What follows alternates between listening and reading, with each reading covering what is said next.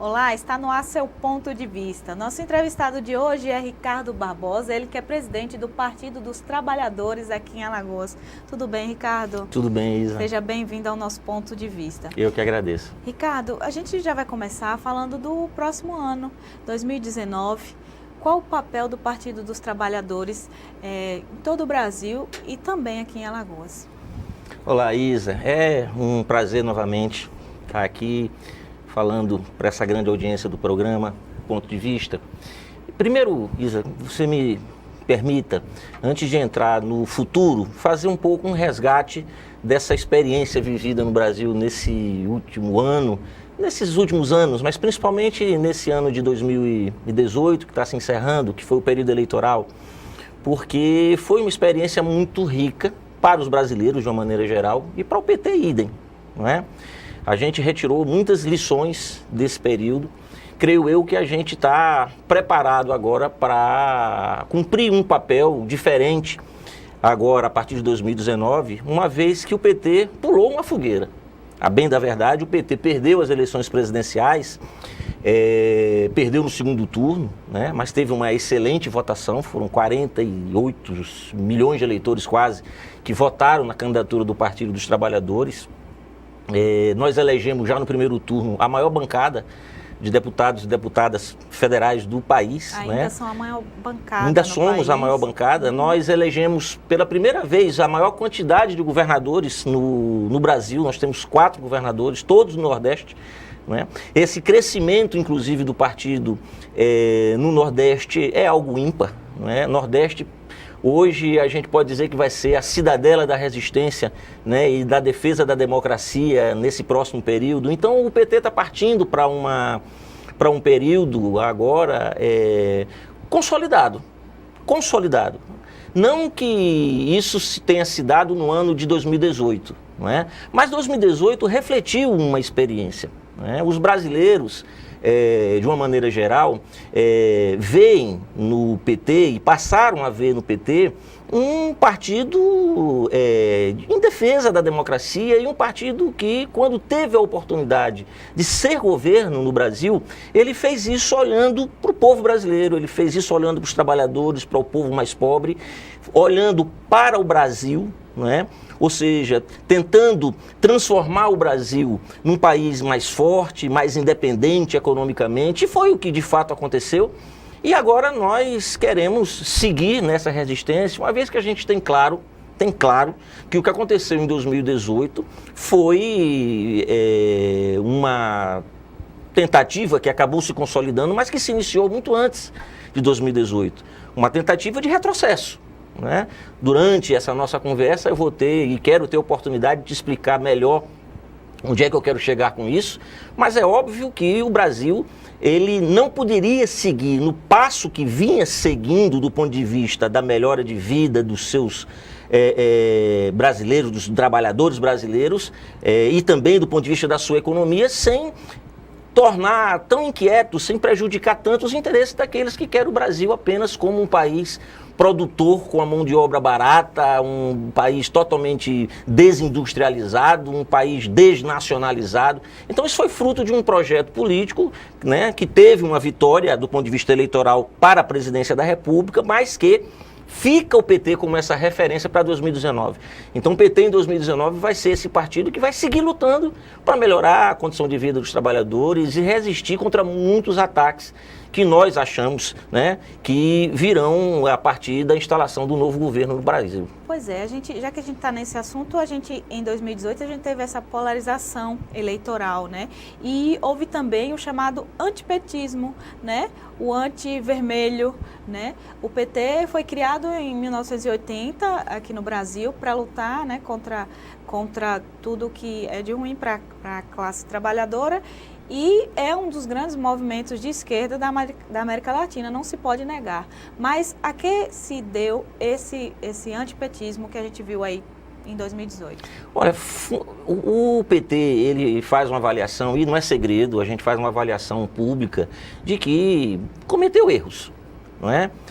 Mas, como todo partido comete, como qualquer governante comete, isso é normal, é da natureza humana, é na tentativa de acertar. Mas eu tenho certeza absoluta do que vou dizer. Se o PT está pagando um preço caro, caríssimo, não foi pelos erros que cometeu. Está pagando um preço caro pelos acertos que ele cometeu e que trouxe tanta raiva, tanto ódio do seu modo de governar e do modo de você querer gerir a economia do país e o país propriamente dito, para aqueles que não querem o Brasil como o Brasil vinha sendo. Isa, recentemente, e aí eu quero fazer esse diálogo aqui com toda a moçada que está assistindo a gente. Se você pegar qualquer livro de história que faça uma digressão e leve a gente um pouco mais atrás na história, vamos pegar uma mais recente, vamos pegar a Era Vargas. Não o primeiro governo, mas o segundo governo, né? O segundo governo Vargas. Você vai ver que Vargas, né, fez com o Brasil algo parecido com o que os governos do PT, de Lula e de Dilma fizeram. O básico. Vargas, ele valorizou os trabalhadores, criou a CLT, não é? Deu direitos à classe trabalhadora de se organizar sindicalmente, não é? Vargas, ele fortaleceu a economia nacional. A Petrobras é da época de Vargas, a Eletrobras é da época de Vargas. Todas as grandes empresas. Iniciou-se ali um processo de industrialização do Brasil, que depois se acelera com Juscelino Kubitschek, um pouco mais na frente. Tudo o que os nossos inimigos externos, né, as tais forças ocultas que levaram Vargas a se suicidar em 1954, né, que hoje não são tão ocultas assim, hoje eles fazem questão de aparecer e dizer que são forças presentes, né? Então tudo o que essas forças ocultas não queriam na época, que era o quê? O desenvolvimento do Brasil, a independência do Brasil frente à economia norte-americana, frente aos Estados Unidos, às suas empresas. E isso fez com que houvesse uma pressão externa muito forte que acabou levando Vargas ao suicídio, a história toda todo mundo conhece. Todo mundo conhece. Depois veio o governo do Juscelino, e o governo de Juscelino aí seguiu no mesmo passo que o governo de Vargas. Depois veio o João Goulart, que assumiu depois de Jânio Quadros. João Goulart, esse sim, acelerou mais ainda esse processo desenvolvimentista brasileiro. Começou a se separar muito dos interesses norte-americanos no Brasil. E aconteceu o que aconteceu em 64. Coisa muito parecida, houve o golpe, não é, para tentar ver se normalizava, né, aqueles interesses, se eles conseguiam fazer com que o Brasil voltasse às rédeas, não é? O Brasil voltasse a depender dos empréstimos dos Estados Unidos, o Brasil comprimisse o preço da sua mão de obra, os salários, para que produzisse de uma forma mais barata, não é? Para que houvesse aqui, para que exportasse a preço de banana. Então houve o golpe. Né? Aí muito parecido, passou-se esse ciclo, a gente instalou no Brasil com muita luta uma democracia, veio o governo, os governos de Lula e do PT, com seus partidos aliados, os partidos da esquerda, os partidos democratas, e a gente faz quase que a mesma coisa. Olha como é que a história ela não volta ao mesmo ponto, mas ela caminha em espiral, né? Ela parece um pouco um ciclo, né? De poder. A gente faz um governo, tem a maior mobilidade social já nunca vista na história do planeta, não é? Milhões, né, de brasileiros emergem socialmente, né? A gente tem o Brasil fortalecido, a Petrobras é fortalecida com pré-sal, não é? As empresas nacionais, a gente sai do mapa da fome, a gente cria uma classe consumidora que antes estava vivendo quase ali na miséria, não é? Quase ali na miséria. A nível da América Latina a gente se organiza e faz o Mercosul, a gente se organiza, né, e começa a fazer com que esse continente aqui se liberte um pouco mais economicamente do eixo norte-americano. E aí o que é que vem? Aquele velho discurso. Dizia que o João Goulart tinha virado comunista porque foi para a China tratar de negócios com a China, tinha acabado de fechar um empréstimo da Rússia para o Brasil, um empréstimo que ia garantir muito investimento no Brasil, aliás foi a gota d'água para o golpe militar em 1964, e o mesmo discurso. Está aí o PT, Petralha, Partido de Comunista, Partido Vocês Querem o Brasil como a Venezuela. Então é um pouco parecido com isso. O que eu quero dizer é o seguinte: o PT, esse antipetismo que foi forjado, né, e forjado de uma forma injusta, sem dar o contraditório, forjado da forma como foi forjada com a prisão do Lula, né, da forma como foi feito e que o Lula está preso até hoje, não é? A gente dizia na época que Moro era o juiz parcial e que estava cumprindo um papel ali para facilitar as eleições, né, do grupo né, que havia dado golpe contra a presidenta Dilma, e era difícil a gente fazer esse debate, porque o pessoal dizia, não, né, vocês são ladrões mesmo, vocês são corruptos mesmo, o Moro é que é o nosso herói, não é? E agora o novo presidente ganha. Quem é o ministro da Justiça do novo presidente? Era a minha próxima pergunta, essa avaliação do novo ministro, agora que assume, né, também, dia 1º, Moro, Sérgio Moro como ministro da Justiça. Então foi bom até esse gancho, porque é a continuidade do que eu vinha dizendo. Então ele ganha um prêmio. Ele ganha um prêmio. Isa, era impossível impedir a vitória do Lula nas eleições de 2018. Impossível. Lula já despontava nas pesquisas como vitorioso no primeiro turno em qualquer simulação contra qualquer candidatura de quem quer que fosse e de qual fosse o partido político. Era impossível deter Lula. Só havia uma maneira de qualquer grupo que tivesse candidato nessas eleições ganhar as eleições presidenciais. Era tirar Lula das eleições. Tirar Lula das eleições. Então, o que é que faz essa conspirata, o que é que fazem esses golpistas, de uma maneira geral, com o braço do Poder Judiciário? Tira Lula das eleições. Tira Lula das eleições. Condena, aumenta a pena para não pegar prescrição, bota para 12 anos uma pena que foi de 9 anos, sem prova nenhuma. Até hoje, ninguém provou, até hoje, né, que Lula é o proprietário do bendito triplex, né? E Lula sai do processo eleitoral e, obviamente, isso não significou que eles tivessem tido um adversário fácil, pelo contrário, eu iniciei aqui essa entrevista dizendo que o PT pulou essa fogueira, que mesmo sem Lula ser o nosso candidato, nós fomos para o segundo turno, tivemos 47, quase 48 milhões de votos, elegemos a maior bancada de deputado federal, né? Mas o Lula preso, o Lula não disputou. E todos nós temos certeza absoluta de que Lula disputando ganharia as eleições. E o que acontece logo depois, quando o presidente novo, nem sequer assumiu o governo, faz? Convida o algoz do presidente Lula. O algoz do presidente Lula, aquele que cumpriu o seu papel, manteve Lula preso durante o processo eleitoral, convida esse outrora juiz para ser ministro da Justiça. Ora, se isso não for parcialidade, eu não sei mais o que dizer para o povo brasileiro para tentar convencê-lo de que o juiz Sérgio Moro cumpriu um papel político importantíssimo na vitória do presidente eleito, como seria na vitória de qualquer um que fosse contra o Lula. Ele simplesmente pegou a maior liderança política do Brasil, do continente, uma das maiores do mundo, digamos assim, uma das maiores referências, e prendeu. Prendeu. Sem provas, né? Sem nada que justificasse uma prisão, prendeu. Não impediu de dar entrevistas, impediu de falar, impediu de receber algumas visitas, como foi o Prêmio Nobel da Paz que veio aqui fazer a visita ao Lula. Nem sequer ele teve condições de ter uma entrevista com o Lula, só depois. Enfim, enclausurou, pegou o maior líder do país, né? Líder não de um povo, mas de um projeto político, pegou o representante desse projeto político e, sabendo que ele seria eleito, prendeu. Um ato covarde, e ato esse que levou com que ele fosse justamente, né, coerentemente premiado com o cargo de ministro da Justiça. Verdade. Ricardo, vamos puxar um pouquinho para Alagoas nesse momento. Como é que a gente vai fazer, né? Como é que vocês do PT vão analisar isso? A gente aqui na Assembleia Legislativa não tem representante mais do PT, né, agora no próximo ano, né? As eleições não foram eleitos. E aí, como é importante ter um deputado aqui dentro, é importante ter uma representatividade também em Alagoas? Sim, é fundamental, né? Infelizmente, digamos assim, faltou os nossos deputados ou deputadas estaduais do Partido dos Trabalhadores, não é?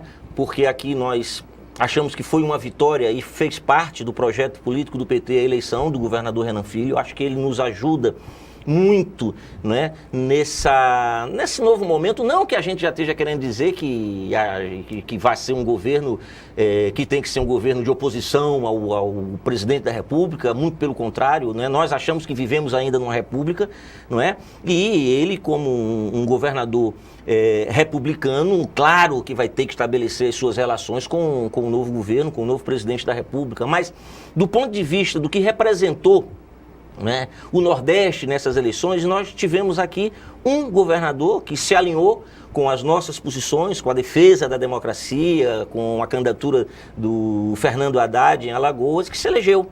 Né? Que se elegeu, e isso ajuda bastante. Mas nós tivemos também aqui uma grande conquista, Isa. Independentemente de a gente, ou inobstante o fato de não termos eleito um deputado ou uma deputada estadual ou mais, mas nós tivemos a vitória do deputado federal Paulão. É muito importante o papel que o Paulão virá a cumprir a partir de 2019, que já vem cumprindo há 6 anos como deputado federal e que virá a cumprir a partir de 2019. Então, a voz do Paulão, né, o trabalho do Paulão aqui no Estado e levando essa sua luta para a Câmara dos Deputados, continuando a levar essa luta para a Câmara dos Deputados, é fundamental. Óbvio que a gente queria ter aqui um deputado, uma deputada estadual que faz diferença. Nós fizemos aqui uma aliança, uma coligação que felizmente não foi do Partido dos Trabalhadores, mas elegeu um deputado estadual na nossa coligação, PT, PV, PCdoB, que foi o atual vereador Silvio Camelo, que será deputado estadual na próxima legislatura, que quero compreender que será um deputado aliado nas nossas causas, nas nossas bandeiras, uma vez que foi eleito dentro de uma coligação. Claro que se desfez a coligação, mas o que a gente quer construir aqui, tanto a nível de governo, como também com a bancada federal, como também na própria Assembleia, são movimentos onde a gente sempre brigue mesmo pela unidade em defesa da democracia e contra os ataques que certamente, eu repito aqui, vão se abater sobre a classe trabalhadora, sobre os brasileiros, principalmente os mais pobres, a partir de 2019. Pois é, aí você fala que realmente vão continuar brigando, vão continuar lutando pelos trabalhadores. E como manter essa militância? Porque a gente sabe que quem é PT, quem é filiado, quem está no partido, é apaixonado, né? A gente sabe que é até um modo de viver, né? De agir, realmente as pessoas vestem a camisa do partido, né? E quem não é? E como é que faz para atrair essa juventude? Como é que faz para atrair essa militância e manter e fortalecer o partido? É fundamental. A gente faz sempre uma análise, isso também é público, né? É algo que a gente precisa corrigir. Nós ficamos alguns anos, não é? 14 anos, de 13 para 14 anos na presidência da República, no governo do país. Mas a gente precisa saber que sem manter uma militância viva, o PT é um partido vivo, né? O PT tem militância social. Eu posso dizer aqui que é um dos poucos partidos, né, pela sua estrutura, né, pela sua maneira de se organizar, que tem uma militância social. Os nossos setoriais, o PT tem representações da sociedade, importantes representações da sociedade dentro do PT, com voz, com voto, né, com obrigatoriedade de ter essa representação, mulheres, negros, LGBTs, enfim, tem essa representação social. Mas que a gente precisa também empoderá-los. Nós precisamos também construir formas de comunicação e construir a política do PT de baixo para cima também, não é? Democratizar as nossas relações com a base do Partido dos Trabalhadores, voltar a ter uma vinculação maior com a estrutura da sociedade. Você está falando, eu lembrei até na campanha eleitoral do discurso do Mano Brown, né? Que até pediu para que o PT voltasse às suas bases, lembrasse mais daquela base, de onde ele vem, né? E as suas origens. Exatamente. É o que nós estamos precisando fazer, porque de fato houve uma... E isso aí não precisa a gente querer dizer que foi... É um descaminho. O governo, o Brasil, o governo Lula, os governos do PT, conduziram a uma nova realidade no país, vitoriosa, digamos assim, mas o PT em si, a militância, um tanto meio que se acomodou, né? Tipo, achando que isso ia ser uma coisa que ia durar por muito tempo, que não era necessário a gente resistir, se empoderar, ter aquilo como uma conquista, tanto nossa, né, dos trabalhadores, como daquele partido que estava ali, juntamente com outros partidos aliados. Então faltou a gente dizer que para a gente manter aquilo, era necessário a gente ter uma consciência de classe mais para a gente, não é? Uma maneira de se organizar de forma que, se houvesse algum ataque a essas conquistas, a gente pudesse reagir, não é? Não de uma forma demorada, de uma forma mais ágil, uma forma mais rápida. Então é necessário que a gente retome essa democracia interna dentro do Partido dos Trabalhadores. Nós já estamos fazendo isso, né? E vamos fazer agora, aprofundando em 2019. Tá bem. Ricardo, já no próximo bloco a gente vai falar mais sobre essa avaliação aí do ano de 2018, previsões para 2019, o que é que o PT vai fazer e como ele vai se posicionar, mas já no próximo bloco. Até mais.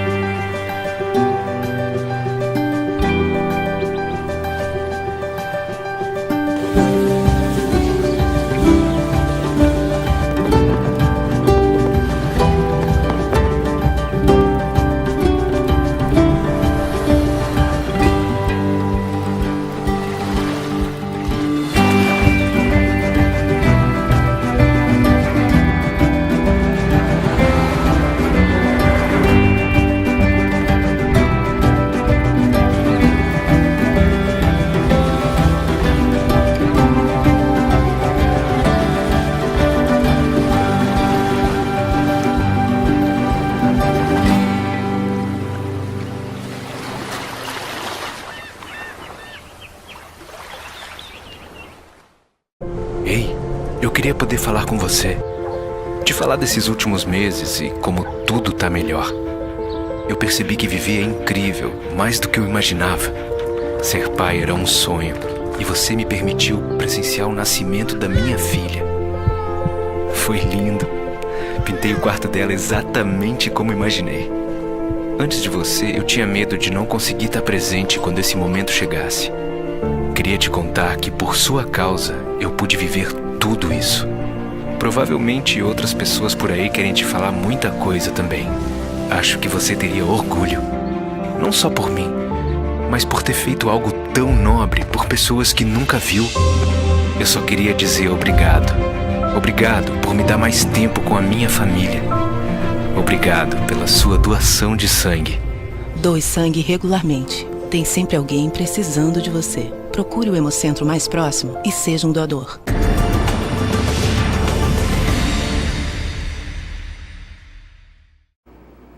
Estamos de volta com o nosso ponto de vista, com ele, Ricardo Barbosa, ele que é presidente do PT em Alagoas. Ricardo, no bloco anterior a gente falou sobre essa importância da militância, né? A importância de se trazer as pessoas, né, novamente para essa luta, para não se acomodar, né? Principalmente no que diz respeito aos trabalhadores. Uma das nossas dúvidas é que houve esse desmonte, vamos dizer assim, né? As pessoas dizem desmonte dos sindicatos quando não tem aquela contribuição anual que não é mais obrigatória. Muitas pessoas dizem que aquilo ali servia para sustentar o sindicato, sustentar o PT. Qual o seu ponto de vista, a sua opinião sobre isso e sobre os sindicatos também junto com o PT? É um assunto interessantíssimo, Isa. Tudo depende da forma como chega às pessoas alguma informação. Porque é fácil você deturpar, né? Você mudar e formar uma opinião falsa a respeito de um determinado tema, né? Eu já disse aqui antes, né? Houve uma época em que os trabalhadores tiveram conquistas, muitas delas, né, com muito suor e sangue, né? A CLT, os direitos trabalhistas, o imposto sindical, são conquistas da classe trabalhadora, não é? Óbvio que para você ter uma entidade sindical que represente a sua categoria com poder de negociação para chegar numa mesa, né, e de fato ter essa disposição para enfrentar a classe patronal para negociar, você tem que ter uma estrutura sindical forte. Por que é que se quer acabar e já se acabou com o imposto sindical? Para enfraquecer os sindicatos. Aí vem depois com um discurso ideológico. Não, porque era o PT que ficava com dinheiro, eram os sindicatos que ficavam com dinheiro. Para jogar uma cortina de fumaça, para mais uma vez colocar o PT como sendo o responsável, não é, por algo que eles dizem que é ruim, os trabalhadores acreditarem nisso e, mais uma vez, demonizarem o PT. Mas a realidade é outra. Eles querem acabar com os sindicatos. Eles querem acabar com todos os direitos trabalhistas. Eles querem acabar com a CLT. Recentemente entrou agora em discussão acabar com o Ministério do Trabalho. Ora, o que é que o PT tem a ver com isso?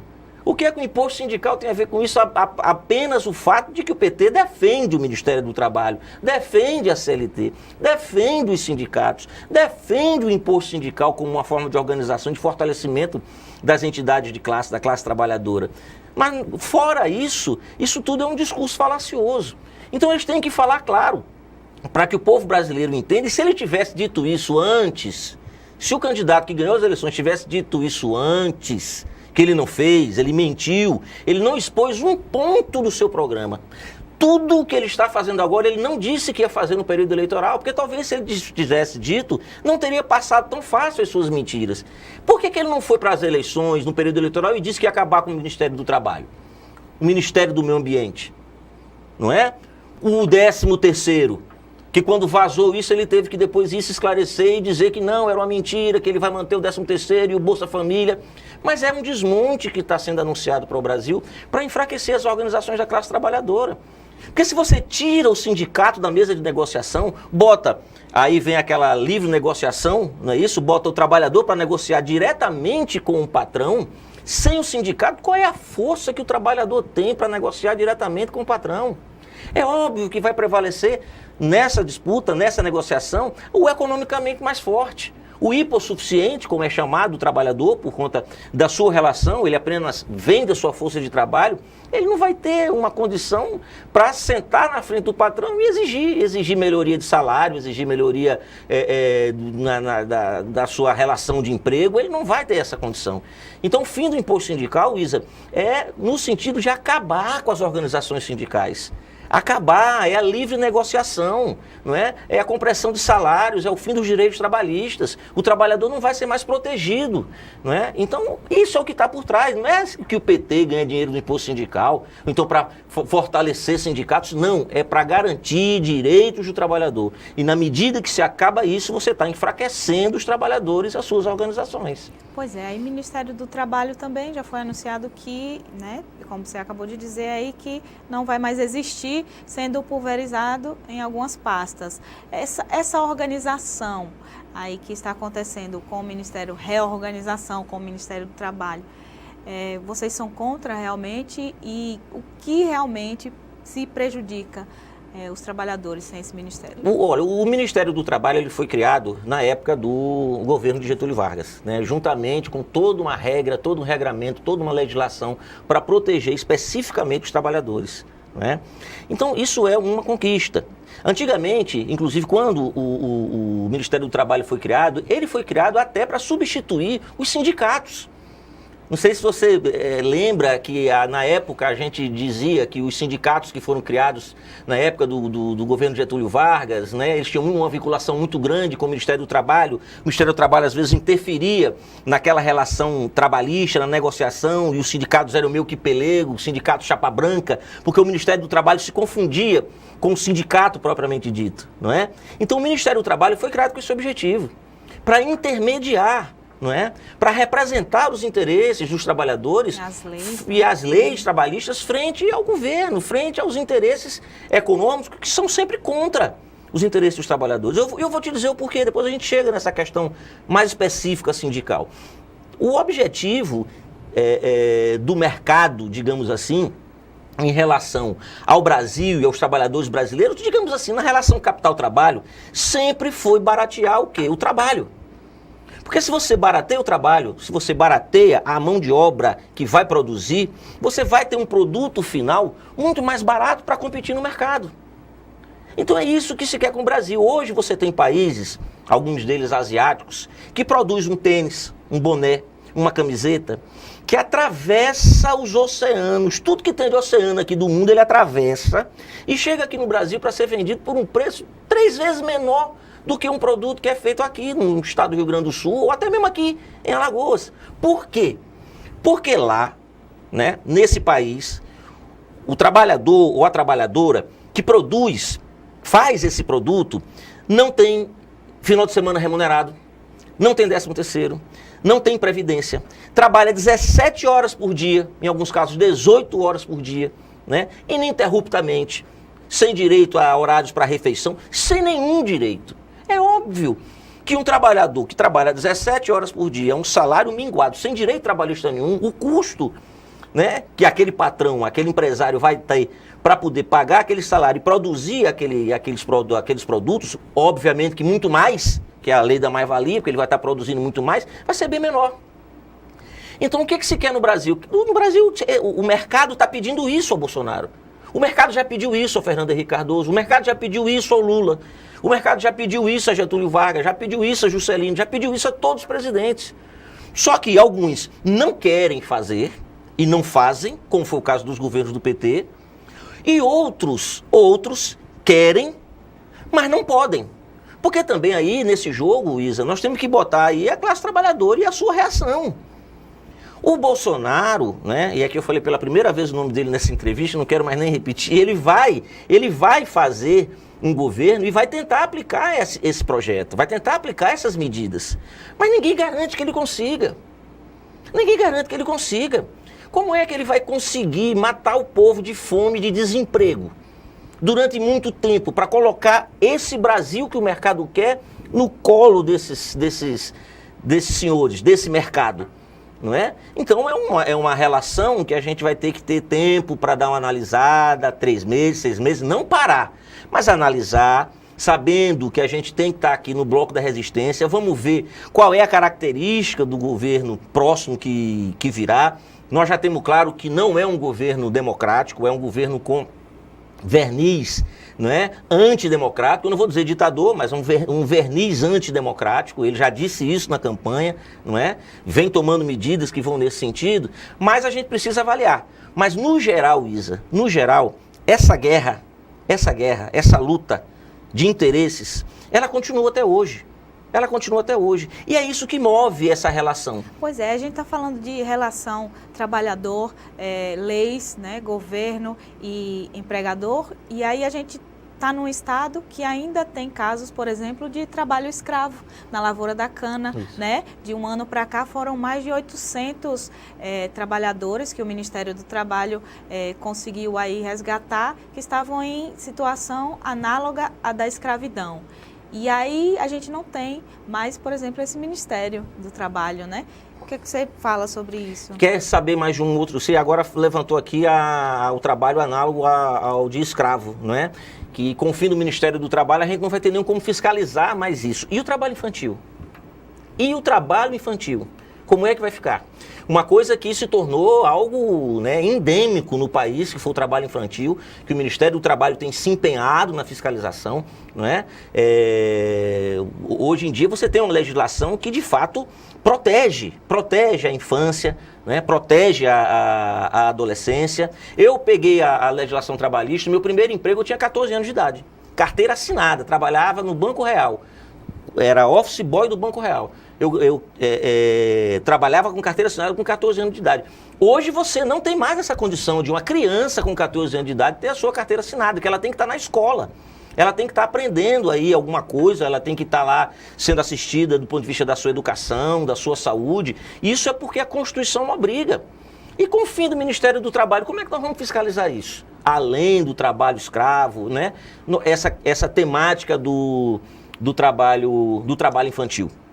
Né? Então, e outra, né?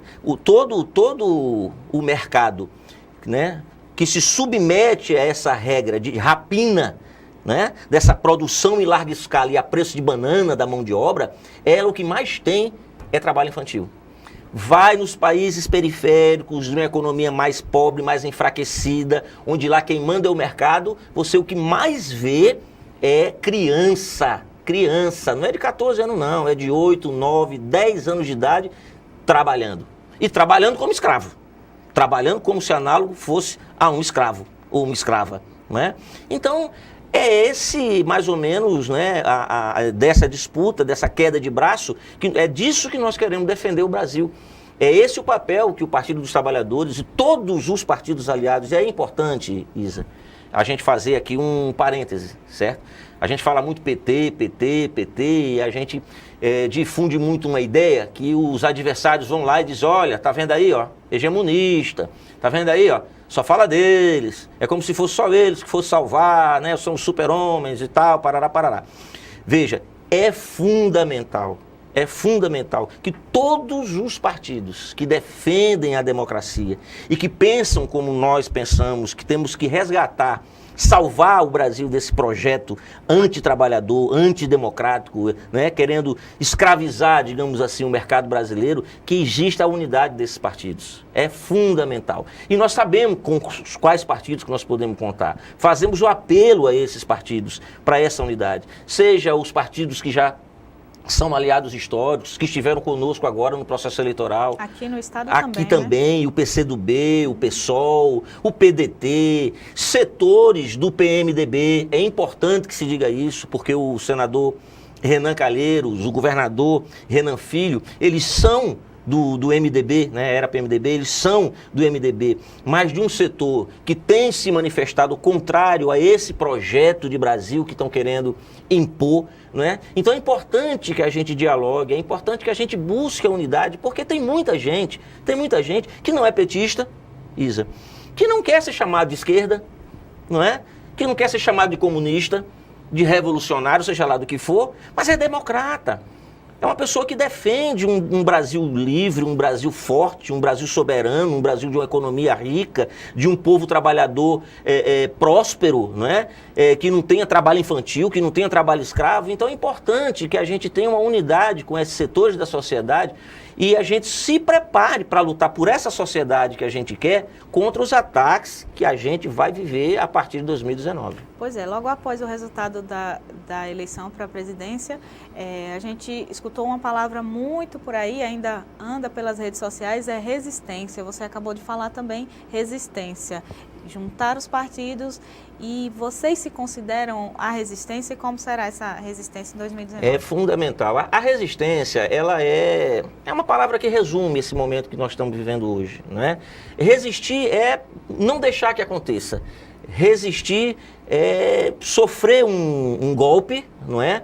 Mas resistir contra ele, é não se abalar, é saber que a história vai continuar, não é? É saber que nem sempre os mais fortes se impõem pela força, é saber que nós somos fortes também, não é? É saber que nós podemos nos organizar, é saber que nós podemos lutar contra aqueles que querem retirar os nossos direitos e é necessário essa resistência. O que não pode é desistir.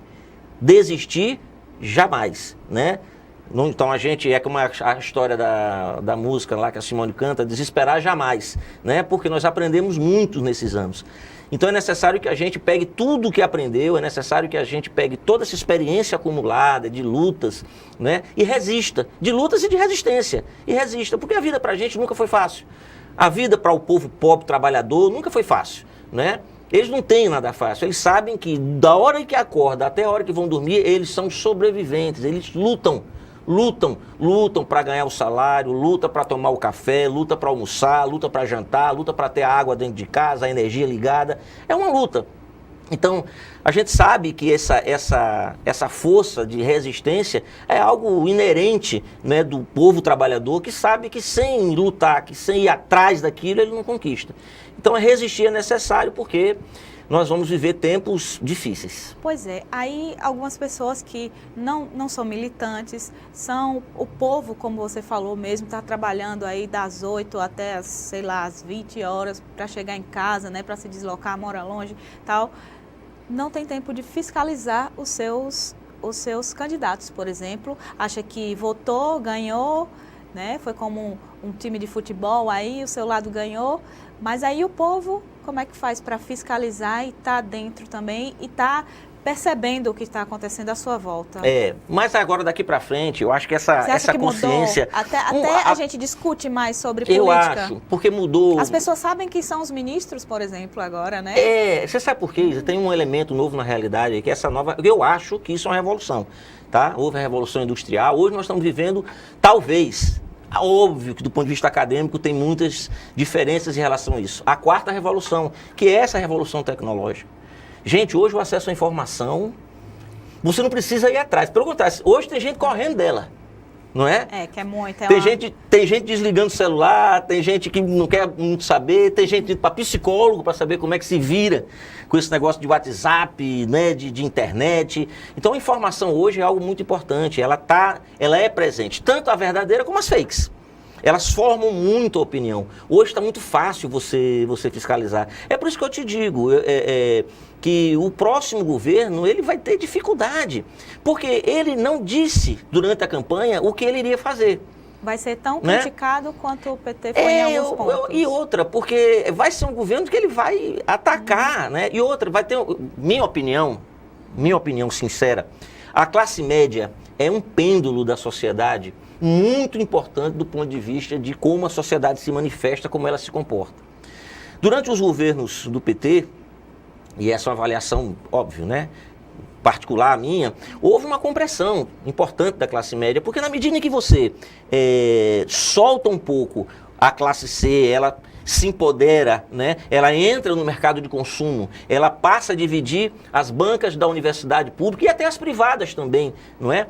Com a classe média e até com acima da classe média, os filhos dos pobres, digamos assim, dos mais pobres, passa a dividir os bancos de avião, né? As cadeiras nos aeroportos, ela passa a ver que, né, ela fica incomodada. Ela fica um pouco incomodada. E aí ela se mobiliza, de certa forma. Mas eu acho que agora, como já não tem mais o que tirar dessa classe C, a classe média, ela vai sofrer ataque. E talvez aí haja uma grande mudança de consciência, um tanto que abrupta, nesses próximos meses que se avizinham.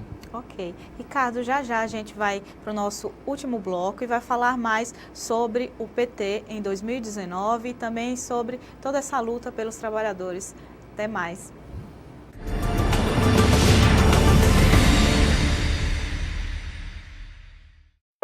Toda foto ele tá sorrindo. Ele é muito carinhoso, ele é tudo pra mim. Eu não me imagino viver sem ele. Era o caçula, tinha pouco tempo que tinha parado de mamar, então aquilo tudo parecia que era mentira, né? Uma criança daquele tamanho ia ter um câncer. O grande problema do câncer infantil é porque a grande maioria dos sintomas são muito parecidos com sintomas de doenças normais da infância. Existe, criança pode ter câncer, mas hoje não é mais uma doença fatal, é uma doença tratável. O diagnóstico foi rápido, a equipe médica deu todo o apoio e hoje a gente pode comemorar a vitória.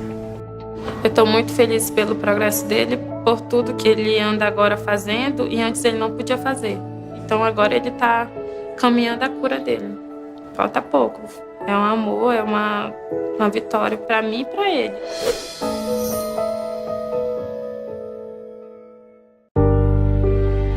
Minha filha deixou um vazio tão grande na família. Que só quem passou por isso na família ou próximo sabe como que é, né? Foi um dos momentos mais difíceis da minha vida.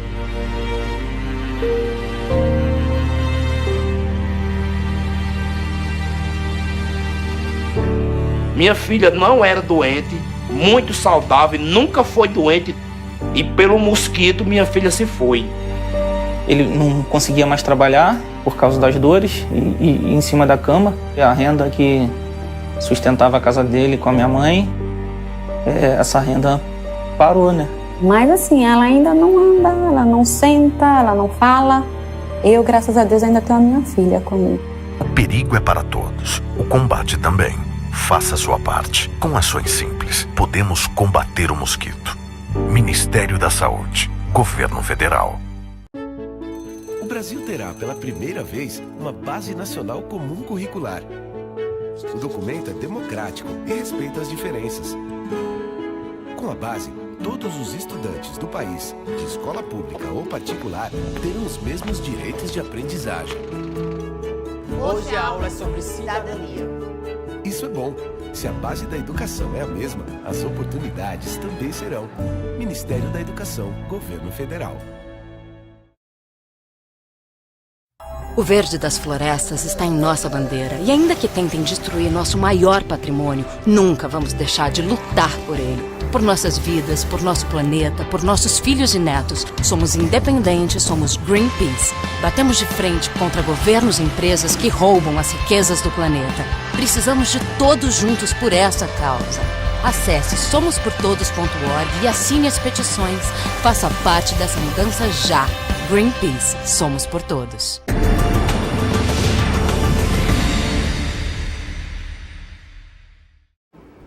De volta com o nosso ponto de vista. Estamos com Ricardo Barbosa, presidente do PT em Alagoas. No bloco anterior, Ricardo, a gente estava falando sobre as classes, né? A gente falou sobre a classe média, a gente também estava falando sobre a resistência. Nesse bloco, eu queria falar sobre privatizações, né? A gente está avaliando aí o próximo governo, que já anunciou que vai acontecer algumas privatizações. Qual a sua análise em cima disso? Quando eu disse logo no início, Isa, tem uma queda de braço, né? O receituário que deram para o próximo governo é o mesmo que sempre dão para todos os governos eleitos. Eles sempre têm, quando eu falo eles, eu digo o mercado, aqueles que querem o Brasil, né, totalmente ao seu molde, do seu modelo, né, sempre entregam esse receituário para que seja cumprido. Alguns não cumprem porque não querem, porque ficam do lado do povo, do lado do Brasil, outros não cumprem porque não podem, né, porque tem resistência. A privatização é a gota d'água, né, é a gota d'água. Isso foi tentado. Se a gente for fazer uma voltazinha no passado, vamos pegar o governo do Fernando Henrique Cardoso. O tripé, né, de qualquer ajuste para colocar o Brasil do jeitinho que o mercado quer é desregulamentação das leis trabalhistas, né, fim dos direitos dos trabalhadores, a previdência, fim da previdência pública, que já vamos começar aí se desse tempo, mas, né, e a privatização. O que é a privatização? Sucateamento, a venda do que o Brasil tem a preço de banana para ser administrado pelo capital estrangeiro. E aí, leia-se, norte-americano, porque aí tem concorrência com China, que eles não deixam chegar. Pois é, aí a grande justificativa das pessoas é que não funcionam por exemplo, correios, né? Não funciona energia direito, né? E aí você falou desse sucateamento, é realmente uma coisa pensada? É o tal discurso. Quando eles querem construir uma ideia, quando eles querem fazer alguma coisa, a primeira coisa que eles fazem é construir o discurso. O discurso vem antes, né? Eles precisam atingir primeiro aquela consciência, ganhar aquela opinião para poder executar um determinado projeto. O da privatização é sempre esse. Não, porque é ineficiente, não atende bem o público. Aí eu vou aqui entrar num assunto que é polêmico, mas não vou entrar nele propriamente dito. Na minha opinião, o que está por trás dele? A Lava Jato. A Lava Jato foi, digamos assim, a apoteose, né, dos golpistas, digamos assim, agora nesse período mais recente. Obviamente que a Lava Jato foi uma operação, né, policial, jurídica, mas tinha um endereço certo, né? Tinha um endereço certo. E quem era o endereço certo? Era o PT? Gente, o PT foi atingido. O endereço é Petrobras, moçada. O endereço é Petrobras. Por que é que a Petrobras, né, com tanta ineficiência, estava se tornando uma das maiores petrolíferas do mundo com a descoberta do pré-sal, que foi no governo Lula? Por que é que foi depois do pré-sal que se iniciou toda essa operação Lava Jato? Obviamente, né, para matar 2, 3 coelhos dentro de uma caixa d'água só, como dizem, né, os mais velhos brincando, mas, claro, também pegava a Petrobras. Era uma tentativa, e é uma tentativa, de desvalorizar a Petrobras, desmoralizar a Petrobras. Inclusive teve lucros, né? Claro, agora, claro, porque a Petrobras ela está. E nós aqui dizemos aqui, é importante que os brasileiros se unam para continuar defendendo a Petrobras. Porque o que tem de interesse em relação à Petrobras, desses que dizem que são contra a corrupção, que defendem a Lava Jato, é muito pior no que diz respeito à economia brasileira e ao avanço da Petrobras. É a venda da Petrobras, sucateamento da Petrobras. O governo Fernando Henrique Cardoso, ele até que tentou, parou no sistema de telecomunicação, não sei se vocês lembram. Eles conseguiram privatizar todo o sistema de telecomunicação, mas tentou avançar para a Petrobras, tentou avançar para o Banco do Brasil, tentou avançar para a Caixa, tentou avançar para o Correio, teve resistência, Na sequência, foi os governos, né, do PT, de Lula, e que deu uma freada nesse processo, uma freada grande nesse processo, para tentar retomar um ciclo, não é, de valorização das nossas empresas nacionais. É fundamental isso. Olha os exemplos.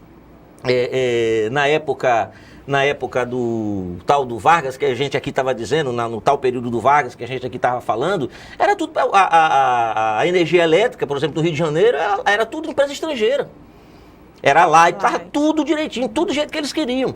Foi o governo Vargas começar a nacionalizar, a Eletrobras foi criada no governo Vargas.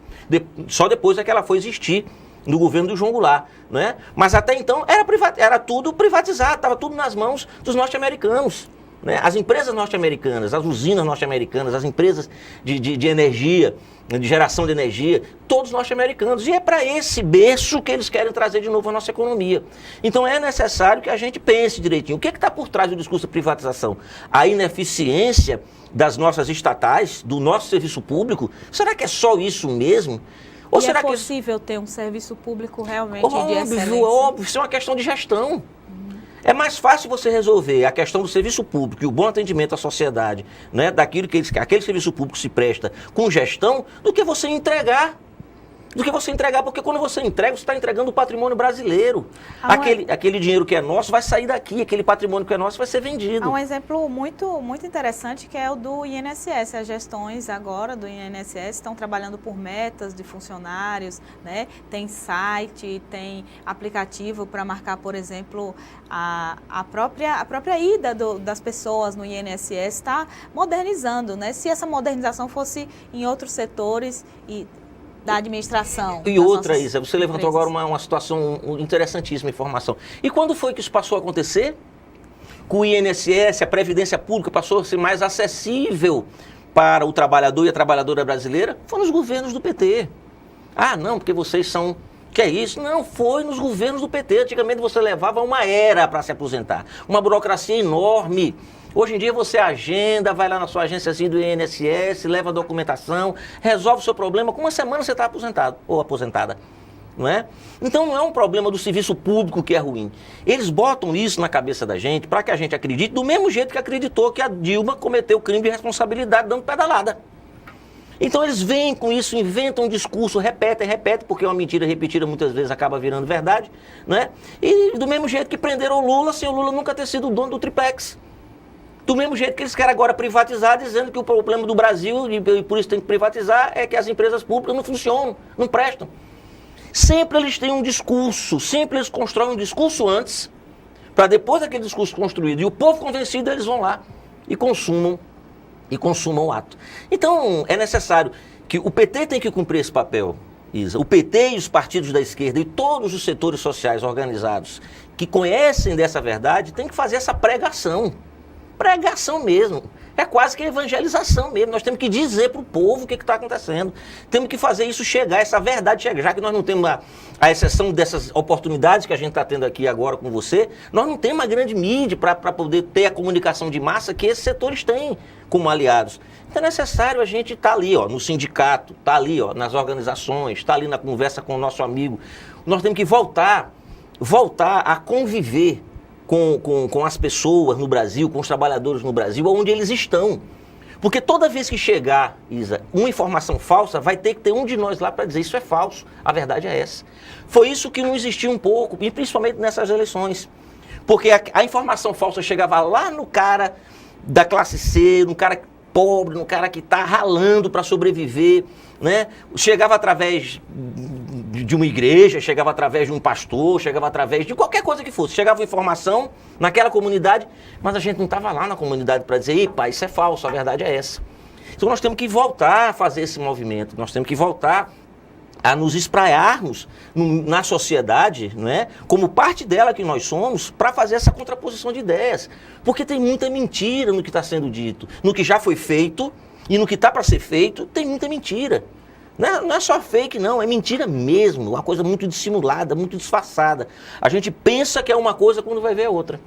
Né? É o que está por trás dessa questão das privatizações. Pois é, e aí qual o papel de quem esteve aí nessa luta presidencial, que foi o Haddad, né? Ele disse no seu discurso, né, depois dos resultados da eleição, de que ele estaria disposto, né, a liderar, de que ele estaria disposto a estar com os trabalhadores brasileiros. Isso acontece realmente no PT Nacional? Sim, sim. É importante agora, já que nós estamos chegando já no finalzinho da nossa conversa, do nosso bate-papo, deixar duas coisas aqui bem claras. Primeiro, é que para nós o Partido dos Trabalhadores torna-se uma questão de honra para a gente a liberdade do Lula.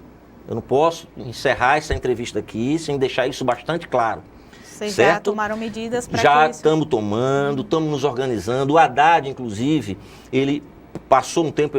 nós tivemos uma reunião do Diretório Nacional agora no início do mês de dezembro, que o Haddad não pôde estar presente porque estava viajando.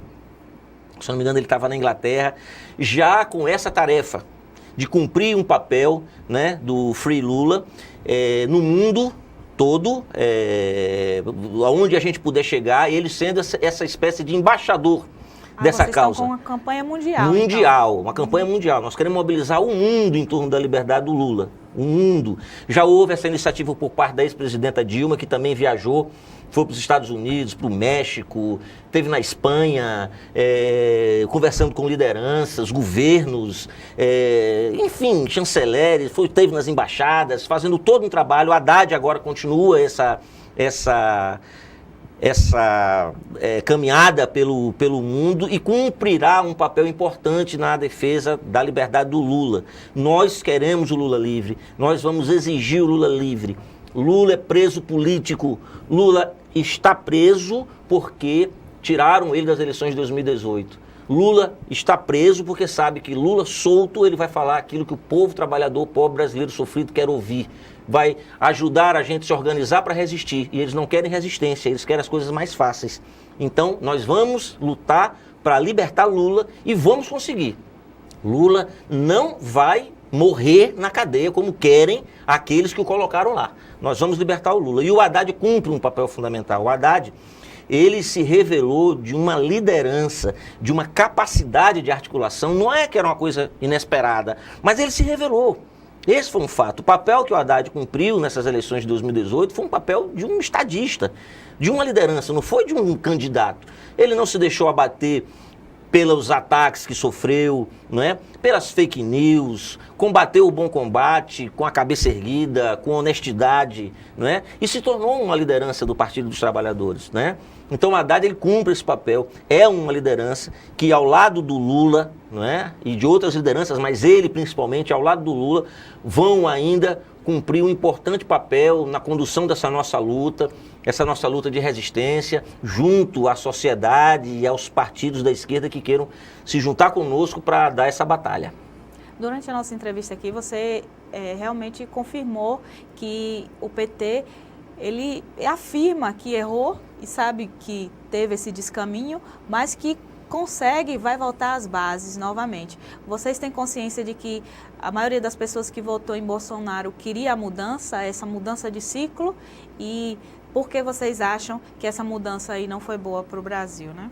Não, primeiro a questão da votação no nosso adversário, principalmente no segundo turno, tá? Se você for reparar bem, Isa, nós tivemos aí 90 milhões de brasileiros que não votaram nele.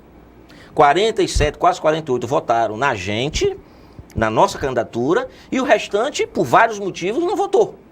Então, 90 milhões de brasileiros não votaram. Primeiro, fique claro, nós reconhecemos o resultado das eleições, tá? Nós respeitamos, foi uma decisão democrática, o povo brasileiro elegeu democraticamente, temos um novo presidente eleito, felizmente, através de uma eleição democrática. Que isso aconteça várias vezes, mesmo que nós percamos as eleições várias vezes, mas que sejam democráticas. Quem chegue lá, seja pela urna, seja pelo voto, não é? Mas ele não teve a votação da maioria dos brasileiros. Então, mas a maioria que votou nele justifica hoje que foi pela mudança. Sim, pela mudança que eles estão esperando. E que também nós estamos, não é, aqui ansiosos. Ninguém deseja que o Brasil seja um país onde a gente tenha de volta traços de ditadura, não é? Onde os trabalhadores brasileiros sejam massacrados, onde os trabalhadores brasileiros sejam comprimidos em matéria de salário. Ninguém deseja isso. Nós sabemos que ele vai tentar aplicar esse projeto. Mas se por um acaso Se por um acaso ele não aplicasse, palmas, mas nós sabemos que o papel que ele vai cumprir é um papel que vai enfrentar essa situação, no sentido de colocar o Brasil, como eu já te disse antes aqui nessa entrevista, no colo do mercado do jeito que o mercado quer. Então a gente tem, em relação a essa questão do PT, e eu disse isso antes e repito, houve erros, né, que foram cometidos, mas o que o PT está passando hoje, né, e isso se confirmou nas eleições, quando a gente chegou no segundo turno, foi mais pelos nossos acertos que pelos erros. Obrigada, Ricardo, por sua vinda até aqui, né? Que 2019 seja melhor para todos os brasileiros e para todos os trabalhadores. Liz, eu que agradeço. Obrigada também, telespectador do Ponto de Vista.